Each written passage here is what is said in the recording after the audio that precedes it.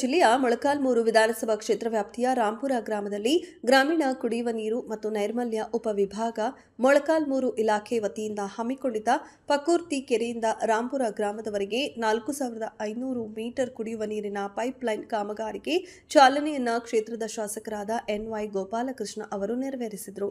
ಈ ಸಂದರ್ಭದಲ್ಲಿ ರಾಂಪುರ ಗ್ರಾಮ ಪಂಚಾಯಿತಿ ಅಧ್ಯಕ್ಷರಾದ ಶ್ರೀಮತಿ ನಾಗವೇಣಿ, ಉಪಾಧ್ಯಕ್ಷರಾದ ಶ್ರೀಮತಿ ಅನಂತಮ್ಮ ಹಾಗೂ ಗ್ರಾಮೀಣ ಕುಡಿಯುವ ನೀರು ಹಾಗೂ ನೈರ್ಮಲ್ಯ ಉಪವಿಭಾಗದ ಎಇ ಇ ಹರೀಶ್, ಪಂಚಾಯತ್ ಅಭಿವೃದ್ಧಿ ಅಧಿಕಾರಿ ಗುಂಡಪ್ಪ ನಾಗನಗೌಡ, ತಾಲೂಕು ಪ್ರಥಮ ದರ್ಜೆ ಗುತ್ತಿಗೆದಾರರಾದ ಬಿಎನ್ ನರಸಮ್ಮ ಗೋವಿಂದಪ್ಪ, ಗುತ್ತಿಗೆದಾರ ಸಂಘದ ಅಧ್ಯಕ್ಷರಾದ ಎಸ್ ಖಾದರ್, ತಾಲೂಕು ಪಂಚಾಯಿತಿ ಮಾಜಿ ಸದಸ್ಯರಾದ ಶಂಕರ್ ರೆಡ್ಡಿ ಹಾಗೂ ಗ್ರಾಮ ಪಂಚಾಯಿತಿ ಸದಸ್ಯರು ನಜೀರ್, ರೆಹಮತ್ ಹುಲ್ಲಾ ಹಾಗೂ ಗುತ್ತಿಗೆದಾರರು, ಜನಪ್ರತಿನಿಧಿಗಳು, ಕಾಂಗ್ರೆಸ್ ಕಾರ್ಯಕರ್ತರು ಉಪಸ್ಥಿತರಿದ್ದರು. ವರದಿ ಸಿದ್ದೇಶಜಿ ವೆಂಕಟಾಪುರ, ಸಹ ಸಂಪಾದಕರು ಟಿವಿ7 ಕನ್ನಡ, ಮೊಳಕಾಲ್ಮೂರು.